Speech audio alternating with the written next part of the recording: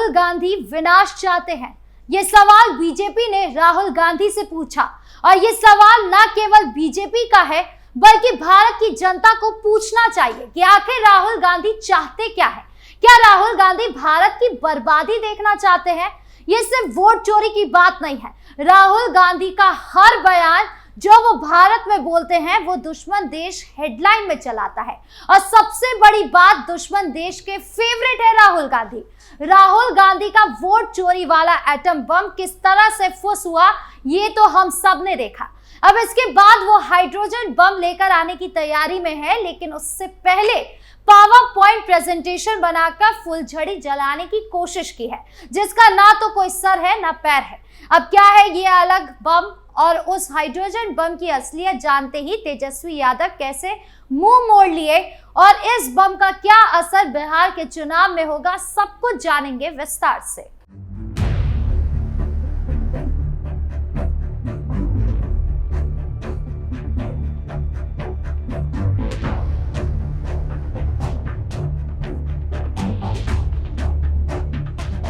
राहुल गांधी वो बला है जो भारत के गले पड़ गई है, जिनकी बातों में भारत के असल मुद्दे छोड़कर सब कुछ होता है। पिछले पावर पॉइंट प्रेजेंटेशन को ही देख लीजिए।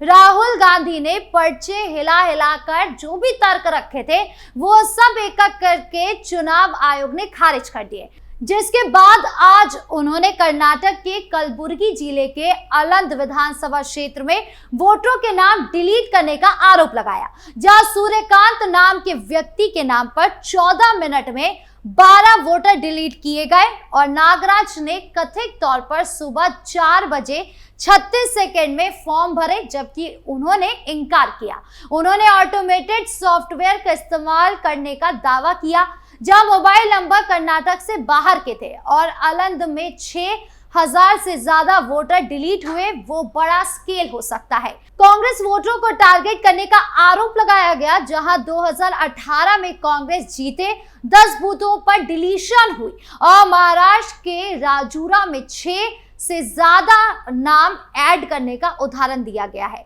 मुख्य चुनाव आयुक्त ज्ञानेश कुमार पर उन लोगों की रक्षा करने का आरोप लगाया जो वोट चोरी में शामिल थे। कहा कि इसी ने कर्नाटक सीआईडी को 18 रिक्वेस्ट के बावजूद जानकारी नहीं दी, एक हफ्ते में शेयर करने की मांग की। आखिर में हाइड्रोजन बम का जिक्र किया जो वोट चोरी पर बड़ा खुलासा होगा। मतलब ये अभी फुलझड़ी है और अभी हाइड्रोजन बम बाकी है। खैर, चुनाव आयोग ने साफ कहा कि वोटर लिस्ट को ऑनलाइन डिलीट नहीं किया जा सकता है, यानी ये सब आरोप खोखले साबित हो रहे हैं, क्योंकि चुनाव आयोग ने इन दावों को बार बार खारिज कर दिया है। राहुल के पास ठोस सबूत नहीं है। ये प्रेजेंटेशन बस विपक्ष की हताशा दिखाता है, जहां वो सत्ता हासिल करने के लिए लोकतंत्र पर सवाल उठा रहे हैं।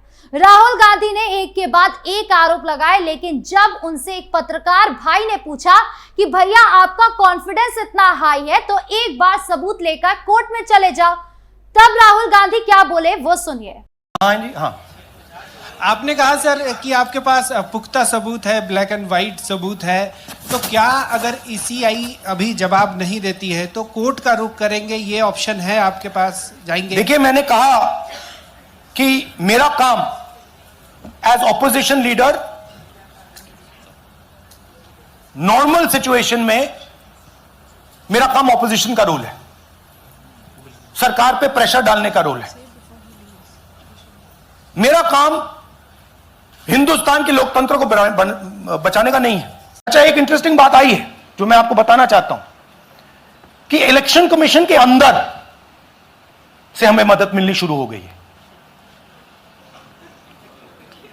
मैं साफ बोल देता हूं, इलेक्शन कमीशन के अंदर से, पहले नहीं हो रहा था, अब इलेक्शन कमीशन के अंदर से इंफॉर्मेशन आ रही है। यह रुकेगा नहीं। राहुल गांधी का बयान ये साफ दिखाता है कि उनको भी पता है कि वोट चोरी चुनाव में मुद्दा बनाने के लिए ठीक है, लेकिन अगर इसी मुद्दे को कोर्ट लेकर जाएंगे तो धक्के मारकर निकाल दिया जाएगा, ऊपर से जेल होगी वो अलग।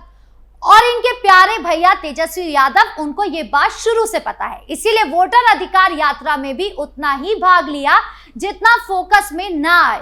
और उनको ये भी समझ में आ गया कि वोट चोरी बिहार में नहीं चलने वाला है, इसीलिए उन्होंने अपना अलग से बिहार अधिकार यात्रा निकाला, जिसमें वो बिहार के असल मुद्दों को उठा रहे हैं। लेकिन उनको लेकर भी तेजस्वी यादव पूरी तरीके से घिरते नजर आ रहे हैं। उन पर आरोप लग रहा है कि ये बिहार अधिकार यात्रा है या मुख्यमंत्री की पर्सनल यात्रा बनाने की तैयारी है, क्योंकि ना इसमें राहुल गांधी है, ना ही महागठबंधन का कोई साथी है। तो ये कैसा बिहार अधिकार यात्रा है?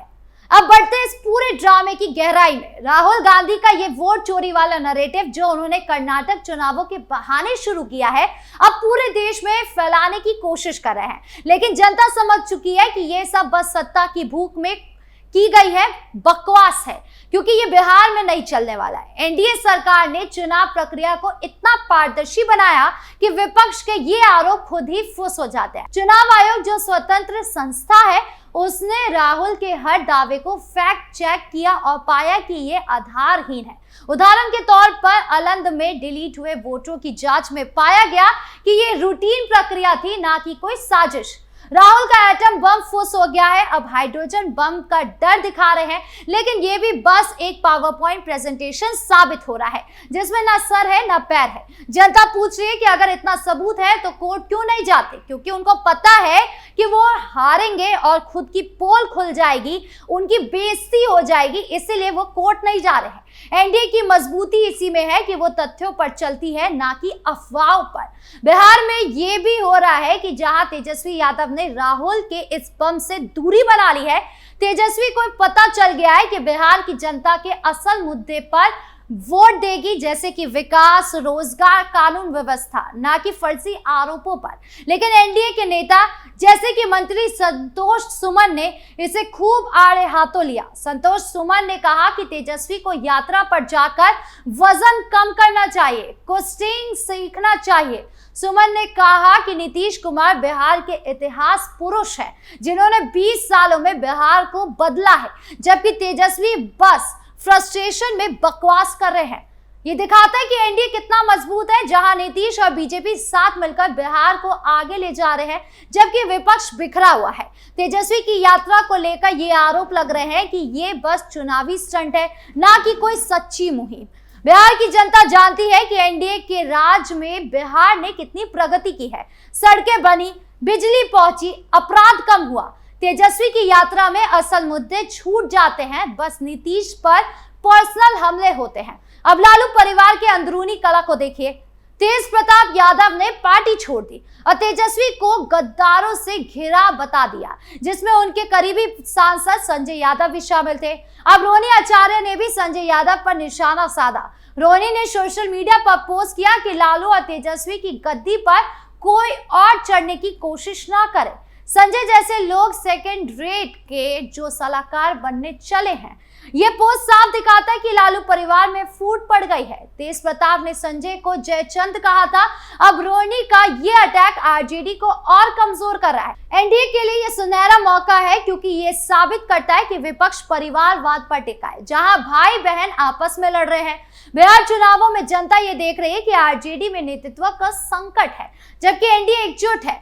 अमित शाह जैसे नेता बिहार में कैंपेन कर रहे हैं और एनडीए की सीट शेयरिंग पर सुमन ने कहा कि सम्मानजनक तरीके से होगी। यह पारिवारिक झगड़े आरजेडी को बर्बाद कर देंगे और एनडीए मजबूत बनेगी। अब गिरिराज सिंह का बयान देखिए, जो एनडीए की साफ नीति को दिखाता है। गिरिराज ने राहुल और तेजस्वी पर तीखा प्रहार किया, कहा कि पूर्वजों की भूल से भारत का बंटवारा हुआ, वरना अगर सभी मुसलमान पाकिस्तान चले जाते और हिंदू भारत में आ जाते तो राहुल और तेजस्वी का राजनीतिक करियर ही नहीं होता। उन्होंने पाकिस्तान मुद्दा छेड़ा, कहा कि आतंकी मामलों में 98% गिरफ्तारियां मुसलमानों की ही क्यों होती है, और गजवा ए हिंद जैसे विचारधारा का विरोध किया। यह बयान मुसलमानों के खिलाफ नहीं बल्कि राष्ट्र विरोधी के खिलाफ था। आरजेडी और कांग्रेस ने हमला बोला, कहा कि बीजेपी हिंदू मुस्लिम भारत पाकिस्तान का राग अलापती है क्योंकि उनके पास उपलब्धियां नहीं है। लेकिन ये झूठ है। एनडीए ने बिहार और देश में विकास किया है। इंफ्रास्ट्रक्चर हो, डिजिटल इंडिया की बात हो और आतंकी पर सख्ती की बात हो, सब पर काम किया है। गिरिराज का बयान विपक्ष को आईना दिखाता है जो पाकिस्तान के फेवरेट लगते हैं। राहुल का बयान पाकिस्तान में हेडलाइन बनते हैं और तेजस्वी भी उसी चक्कर में है। राहुल का बम फुस है, तेजस्वी की यात्रा फेल है और विपक्ष बिखरा हुआ है। ये सब एनडीए की जीत की गारंटी देता है। बिहार चुनावों में जनता फैसला लेगी कि विकास चाहिए या ड्रामा। आपको क्या लगता है? कमेंट बॉक्स में जरूर बताएं। धन्यवाद।